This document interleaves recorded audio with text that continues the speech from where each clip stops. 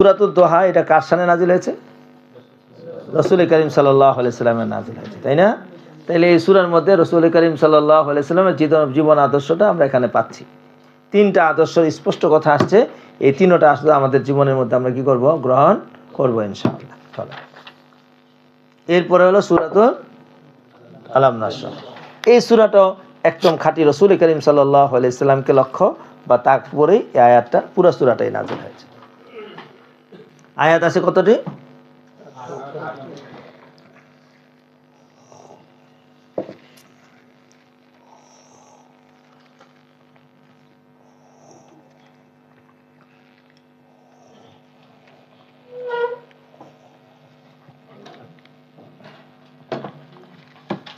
8টি আয়াতের সর্বপ্রথম মজমুন হলো 1 থেকে 3 পর্যন্ত এক মজমুন, 3 থেকে 4 পর্যন্ত এক মজমুন, 4 থেকে 6 পর্যন্ত এক মজমুন, 6 থেকে শেষ পর্যন্ত এক মজমুন। আবার 1 থেকে 3, 3 থেকে 4, 4 থেকে 6, 6 থেকে শেষ।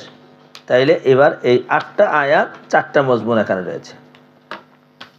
এই 4 মজমুনের সমস্ত খোলাসাতুল কালাম রাসূল করিম সাল্লাল্লাহু আলাইহি ওয়াসাল্লাম, যে রাসূল করিম সাল্লাল্লাহু আলাইহি ওয়াসাল্লামের উপর আল্লাহ তাআলা অশেষ রহমত দান করেছেন, নেয়ামত দান করেছেন।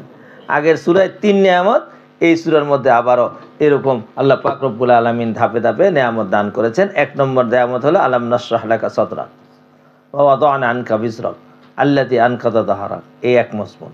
আমি কি আপনার সিনাকে খুলে দেই নাই? সুবহানাল্লাহ। আলাম নাশরাহ লাকা সাদরাক, আমি কি আপনার সিনাকে খুলে দেই নাই? এখানে ইস্তেফাম হয়েছে, ইস্তেফামে তাকরিরি বা ইস্তেফাম এনকারি। ইস্তেফাম এনকারি আমি আপনাদেরকে শিখিয়েছিলাম, যদি মুসবাত থাকে মনফি হবে, মনফি থাকলে আলাস্তু বিরব্বিকুম। তাহলে আলাস্তু বিরব্বিকুম মানে আপনি আমাদের প্রভু নন, আপনি আমাদের প্রভু, ওই নফিকে ফালাই দিতে হবে, আনতা রব্বুনা। কথা কয় না তো? আলাম নাশরাহ লাকা, আমি কি আপনার সিনা খুলে দেই নাই? না খুলে দিয়েছি। এবার তরজমা স্পষ্ট, আমি আপনার সিনাকে খুলে দিয়েছি। আল্লাহু আকবার, আল্লাহু আকবার। আয়াত শারাহনা লাকা সাদরাকা ইয়া মুহাম্মদ বিল হিদা ওয়াল ঈমানি ওয়া নূরুল কুরআনি, আমি কোরআনের নূর দ্বারা আপনার সিনাকে খুলে দিয়েছি। তাহলে এখন আলাম নাশরাহ লাকা সাদরাকা, আপনার সিনাকে খুলে দিয়েছি, এবং খুলছে তালাটা কি, চাবিটা কি? কথা কয় না তো? তাইলে এখানে মাহজুব রয়ে গেছে গা। এনে শারাহ আল্লাহু সাদরাকা বিল হিদায়াতি ওয়ান নূরি, বিল হিদায়াতি ওয়াল ঈমানি ওয়া নূরুল কুরআনি, 3টা মাহজুব উল্লেখ করেছি। এই 3টে আলাদা আলাদা তাফসীর। যে আপনার সিনাটা যে খুললাম কি দিয়া? হেদায়েত দিয়া। হেদায়েত, আপনার সিনাটা যে খুললাম কি দিয়া? ঈমান দিয়া। আপনার সিনাটা খুললাম কিতাব দিয়া, ঈমান দিয়া, নূরে ঈমান দিয়া, কুরআন দিয়া। সবগুলোর খোলাসা হলো মা কুনতা তাদরি মাল কিতাবু ওয়ালাল ঈমানু। তাহলে আপনার সিনাটা খুলেছি আমি কিতাবের মাধ্যমে এবং ঈমানের মাধ্যমে। এই আয়াতে তফসির বিল কোরআন করেছে, ফামাই ইউরিদুল্লাহু আইয়াহদিয়াহু ইয়াশরাহ সাদরাহু লিল ইসলাম। এই স্পষ্ট, যার ব্যাপারে আল্লাহ তাআলা ইচ্ছা করেন কল্লা আইয়াহদিয়াহু, তাকে পথ দেখাইতে, তার আল্লাহ পাক রব্বুল আলামিন কি খুলে দেন? সিনা খুলে দেন। কি খুলে দেন? সিনা খুলে দেন। এই আয়াত আমি ওই জায়গার মধ্যে গেলে বলতাম, এখানে আলোচনা শেষ করে দিচ্ছি। কার সিনা খুলবে, কার সিনা খুলবে না, আজকেও কেসে। কে হেদায়েতের রাস্তায় চলবে, কে হেদায়েতের রাস্তায় চলতে পারবে না। যে নাকি আতা ওয়াত্তাকা ওয়াসাদ্দাকা বিল হুসনা, তার জন্য হেদায়েতের পথে চলা কঠিন হবে না সহজ হবে? কঠিন কার জন্য হবে? ওয়া আম্মা মান বাখিলা ওয়াস্তাগনা ওয়া কাযযাবা বিল হুসনা, তার জন্য তার পথ চলা কি হবে? কঠিন হবে। আর সিনা কারটা আল্লাহ তাআলা খুলে দিবে? সিনা কার? সিনাটা খুলে দিবে কার সিনা? যে যার জন্য মাইরিদুল্লাহু আইয়াহদিয়াহু, যাকে আল্লাহ পাক রব্বুল আলামিন তাকে হেদায়েত দিতে চান, ইয়াশরাহ সাদরাহু লিল ইসলাম, ইসলামের জন্য তার সিনাকে আল্লাহ তাআলা খুলে দেন। তাহলে রাসূল করিম সাল্লাল্লাহু আলাইহি ওয়াসাল্লামের জন্য সিনা খুলে দিয়েছেন। কিসের জন্য খুলে দিয়েছেন? দলালতের জন্য না ইসলামের জন্য? সুতরাং ইসলাম এইটা একটা আম শব্দ, খাস নাম, যার ভিতরে ঈমানও দাখিল, কোরআনও দাখিল, হাদিসও দাখিল, ঈমানও দাখিল, সব কিছুকে দাখিল হয়েছে ভাইয়া। আচ্ছা, এবার কল ইবনে কাসির মুফাসসিরে কোরআনী বলেন, নাওয়ারনাহু ওয়া জাআলনাহু ফাসিহান রহিবান ওয়াসিআন। নাওয়ারনাহু, আমি এটাকে কি করে দিয়েছি? আলোকিত করে দিয়েছি। ওয়া জাআলনাহু ফাসিহান রহিবান ওয়াসিআন, আমি প্রশস্ত করে দিয়েছি। কামা শাররাহাল্লাহু সাদরাহু কাযা জাআলা শারআহু ফাসিহান সামহান সাহলান লা হারজা ফিহি ওয়ালা ইসরা ওয়ালা যায়্যিকা। যেমনিভাবে তার শরীরটা সহজ করে দিয়েছি, এইভাবে তার মধ্যে কোনো সংকীর্ণতা দেয়নি, সহজ থেকে সহজতম করে দিয়েছি। ওয়াকালা আবু হায়ান, আরেকজন বলেন শারহ সদরি তানবীরাহু বিল হিকমাতি ওয়া তাওসিয়াহু বিতালাক্কি মা ইউহা ইলাইহি ওয়া হুয়া কাউলুল জমহুর। আবু হায়ান নামক মুফাসসিরে বলেন যে এখানে সরে সদর মানে হলো হিকমত দিয়ে আল্লাহ পাক আলোকিত করেছেন, হিকমতে ভরে গিয়েছে হৃদয়ের মধ্যে। বেটার থেকে বেটা, বেকার থেকে বেকা, সেও আল্লাহ রসুলের সামনে আসলে কি হয়ে জায়গা, সোজা জায়গা। একজন এসে বলছে ইয়া রসুল আল্লাহ, আমার না জিনা করতে মনে চায়, জুয়ানের ঠেলায় আর কোনো কিছু কইতে পারলাম না। তো আল্লাহ রসুল সাল্লাল্লাহু আলাইহি সাল্লাম বলছে বসো, তোমার আশা যদি আল্লাহ পুরা করে দেয় বসো না তুমি। তো বসছে, হয়তো খুশি মনে করছে আমার বুঝে জিনার কোনো রাস্তা বের করে দিব। শুনছেন, পরে কইছে তুমি যে জিনা করবা কার লগে, এটা যদি তোমার মা হয়, চেহারা নিচে দিকে দেখো, আল্লাহ কি কইলাম আর কি হইলো। কয় এটা যদি তোমার বোন হয়, কই ইয়া রাসূলুল্লাহ কি কন, একে দুই টুকরা করে এলাম। তো তুমি যার সাথে জিনা করবা হ্যাঁ যত কারো না কারো মা, আর নাহলে কারো না কারো ইয়া রাসূলুল্লাহ, আর লাগবো না, বুঝে গেছি, বুঝে নাই কিছু, শেষ, ওয়াজ শেষ, ওয়াজ শেষ। ইয়া রাসূলুল্লাহ আর লাগবে না, হয়েছে আমার কারবার শেষ। সুতরাং এই হিকমতে ভরা ওয়া তাওসিয়াহু লিতালাক্কিয়া মা ইউহা ইলাইহি। সরে সদরের আরেক মানে তর্জমা করেছে, সেটা হলো অন্তরটার মধ্যে এমন মেধা আর এমন কুওয়াতে হাফেজা দিয়ে দিছে, যাই ওই পাঠাইছে সবই হেফাজত করতে পেরেছে। আল্লাহু আকবার, কি আল্লাহু আকবার, এটা জমহুরের কওল বলেছে। আল্লাহু আকবার। ওয়াযাদা আনকা বিজরাক, হে নবী আপনার থেকে বোঝাকে আমরা হালকা করে দিয়েছি। ওয়াদাইয়াদ বিজরাকান মাফুলে বি আয় হাতাতনা আনকা হামলাকা সাকিলা আল্লাযী আনকা যাহরাকা আয় আল্লাযী আসকালা ওয়া আওহানা যাহরাকা। ক্বাল আল মুফাসসিরুন আল মুরাদু বিল বিজরি আল উমুর আল্লাতী ফাআলাহা ওয়া ওয়াদুহা আনহু ওয়া হুয়া গুফরানাহা লাহু। মুফাসসিরে কেরামরা বলেছেন যে রাসূল করিম সাল্লাল্লাহু আলাইহি ওয়াসাল্লাম বোঝাকে নামায়ে দেওয়া, হালকা করে দেওয়ার মানে হলো আল্লাহ পাক রব্বুল আলামিন তার আগের পিছনে সব গুনাহ কি করে দেওয়া, মাফ করে দেওয়া। তো এইটা যে আপনি কইলেন কি বোঝা হালকা, কয়টা আল্লাহ কোরআনে বলেছেন, তাহলে এই তাফসীরটা হবে কি তাফসীরুল কোরআন বিল কোরআন। লিয়াগফিরা লাকাল্লাহু মা তাকাদ্দামা মিন যামবিকা ওয়া মা তাআখার। এই ফতে মক্কা আমি দিয়েছি এই জন্য, ইন্না ফাতাহনা লাকা ফাতহাম মুবিনা লিয়াগফিরা লাকাল্লাহু মা তাকাদ্দামা মিন যামবিকা ওয়া মা তাআখার, যাতে করে আল্লাহ পাক রব্বুল আলামিন আপনার আগের পিছনের সব গুনাহ মাফ করে দেন। ওয়ালাইসাল মুরাদু বিযুনুবি আল মাআসি ওয়াল ইসাম। এখন এখানে প্রশ্ন আছে, তাহলে নবী মুহাম্মদ সাল্লাল্লাহু আলাইহি সাল্লাম বা নবীগণ বুঝি গুনাহ করেন? এইটাই আমাদের হযরত মাওলানা শাইখুল মাশায়েখ আল্লামা মওদুদী সাহেব রহমতুল্লাহ আলাইহি বলেছেন। আসেন কে মিস্টার হলে এরা মিস্টার লেখক গা, আমারটা আমি কয়ে দিই। তো ইনি বলেন যে যদি অপরাধী না করে তাহলে ক্ষমা কেন? প্রশ্নটা দেখেন, অপরাধী যদি না করে তাহলে ক্ষমা কেন? সুতরাং ইনি অপরাধ করেছেন, এটা ওনার তাফসীরে লেখা আছে। ইজা জাআ নাসরুল্লাহি ওয়াল ফাতহু রাআইতান নাস ইয়াদখুলুনা ফি দীনিল্লাহি আফওয়াজা ফাসাব্বিহ বিহামদি রাব্বিকা ওয়াস্তাগফিরহু ইন্নাহু কানা তাওয়াবা। আস্তাগফিরহু, আল্লাহর কাছে আপনি ক্ষমা চান, আপনি ক্ষমা করছেন, অপরাধ করছেন দেখে তো ক্ষমা চাইবেন। শুনছেন, ইনি ছাড়াও আরো মুফাসসিরও আছে, উনি একা না, আরো অনেকে আছেন যারা এই কথার কায়েল যে নবী পাপী, পাপ করেছে বিদায় আল্লাহর কাছে কি চাইতে হবে? ক্ষমা চাইতে হবে। বাস, পরিষ্কার কথা, কথা সাফ পরিষ্কার। লাইসাল মুরাদু বিযুনুবি আল মাআসি ওয়াল ইসাম। মুফাসসির বলেন যে এখানে লিয়াগফিরা মা তাকাদ্দামা মিন যামবিহি ওয়া মা তাআখার, এখানে জাম থেকে মাআসি এবং ইসাম নয়, এটা সূক্ষ্ম বিষয়। ফাইন্না রাসূল মাসুমুনা মিন মুকারাফাতিল জারাইম, কারণ রাসূলগণ এই জারাইম জুরম অপরাধ করা থেকে ইনিরা দূরে থাকেন, আল্লাহর পক্ষ থেকে তিনিরা নিষ্পাপ। ওয়ালাকিন মা ফাআলাহু আলাইহিস সালাতু মিনাল ইস্তিআদিন ওয়া উতিবা আলাইহি, তাইলে যদি তাই হয় তাইলে আল্লাহ পাক কেন বললেন মা তাকাদ্দামা মিন যামবিহি, সে যা জাম করেছে আগেও পরে এগুলা মাফ? তো জাম তো আল্লাহ তাআলাই বললেন। তো এখন এখানে এই মুফাসসির একটা কাম করছে। মুফাসসির কি কাম করছে? ইনি বলছেন যে আল্লাহ রসুল মাসি আর ইসাম করেন নাই। আর কোরআনে কি মাসি আর ইসামের কথা বলেছে না জাম বলেছে?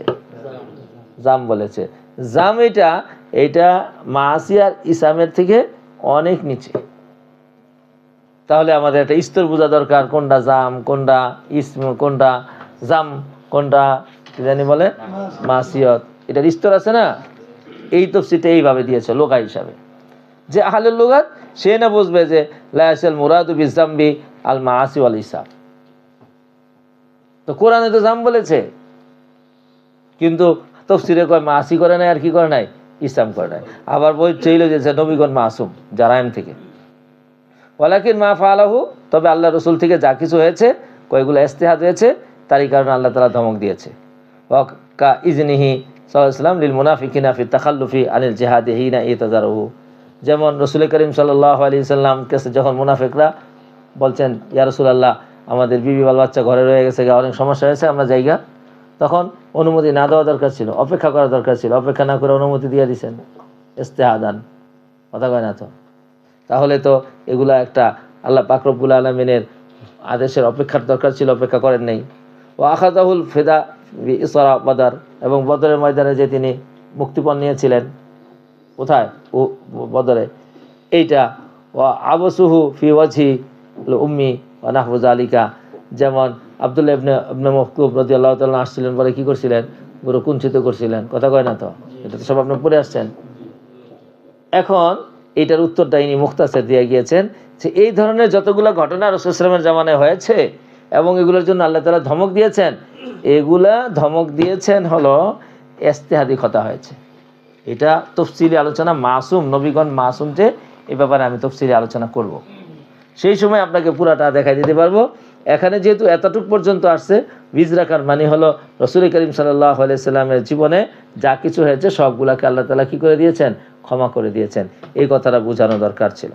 ওয়াকালা ফি তাসহিলি ইন্নামা উসিবাত যুনুবুল আম্বিয়া বিসিকলি ওয়া হিয়া সাগীরাত সাগায়ের মাগফুরা লাহু।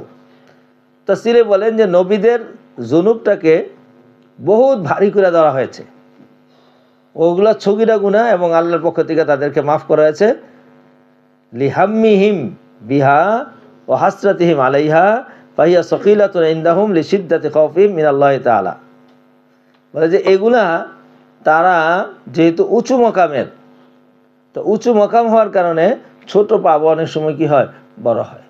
এটা একটা সহজ আরবি ভাষা আছে, সাইয়াতুল হাসারাতুল আবরার সাইয়াতুন লিল মুকাররাবিন।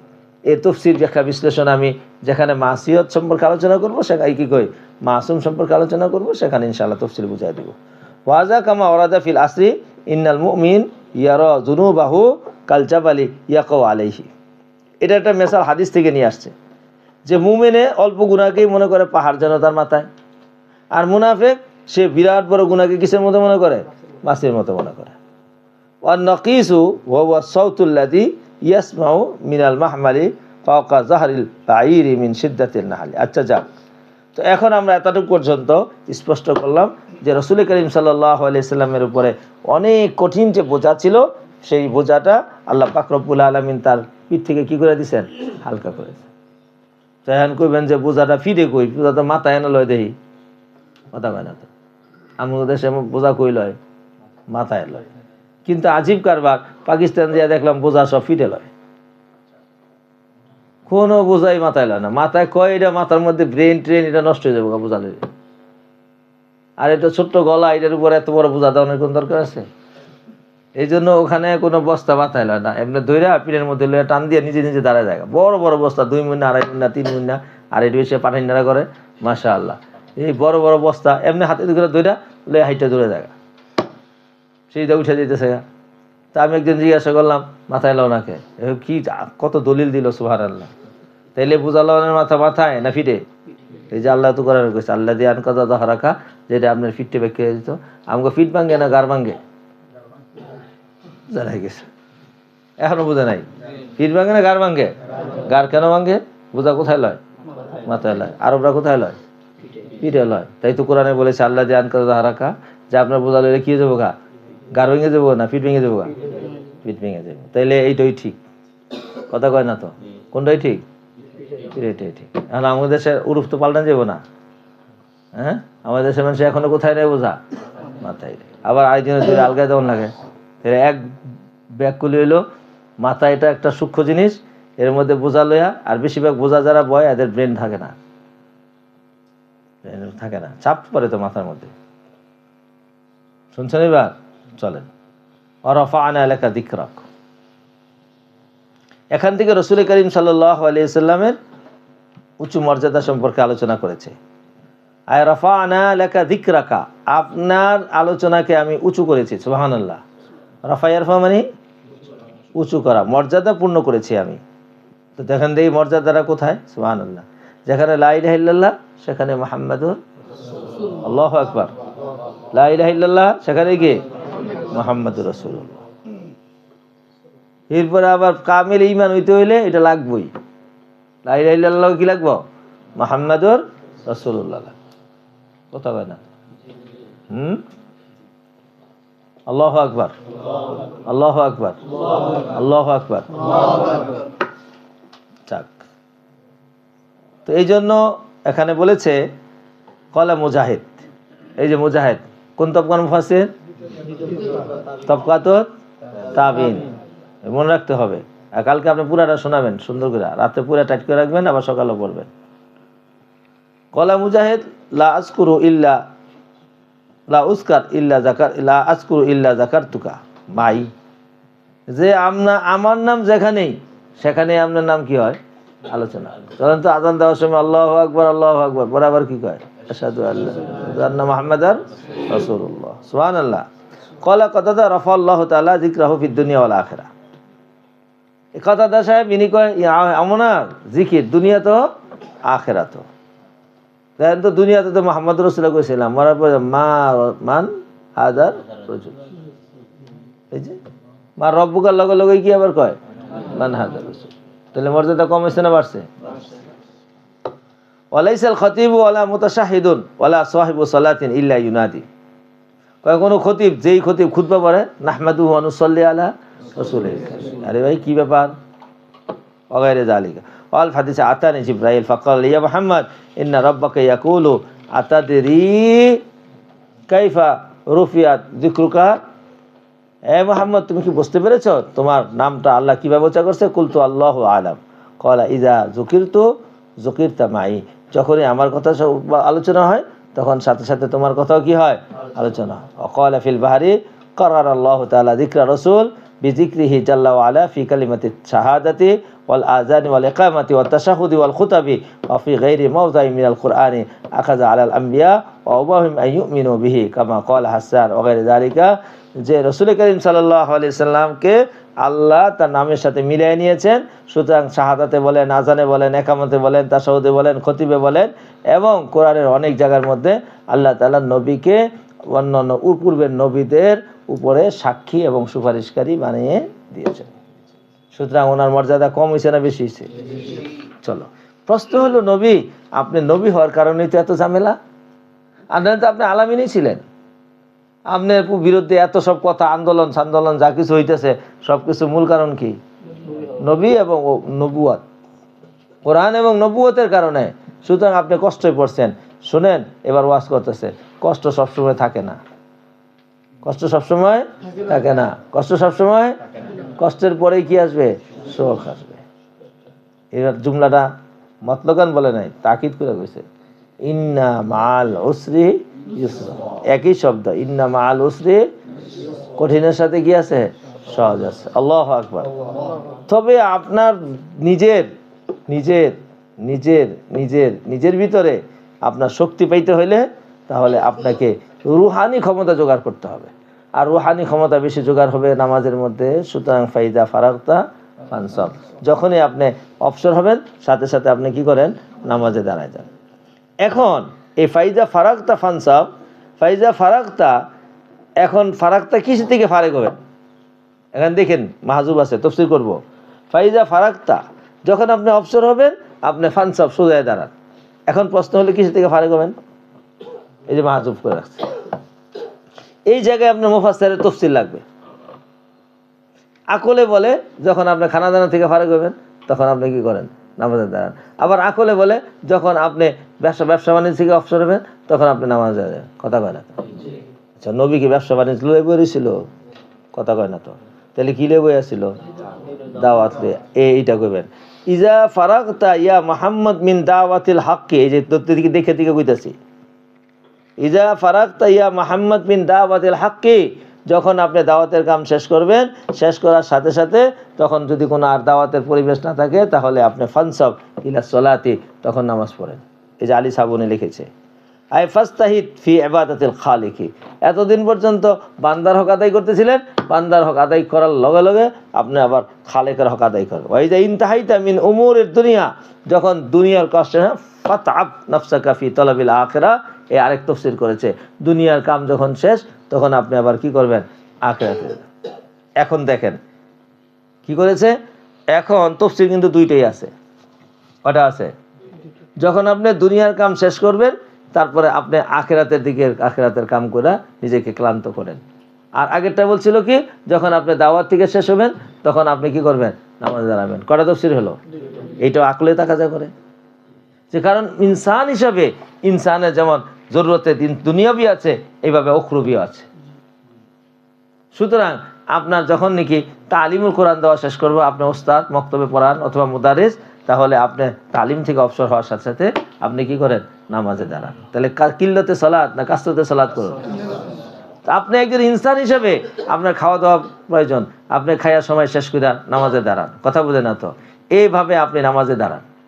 তাহলে এটাকে, এই মতলবটাকে আপনি মুকায়েদ যদি করতে চান, তাহলে আপনি মতলবকে মুকায়েদ করতে হলে এমনি করা যায় না? শক্তি লাগে?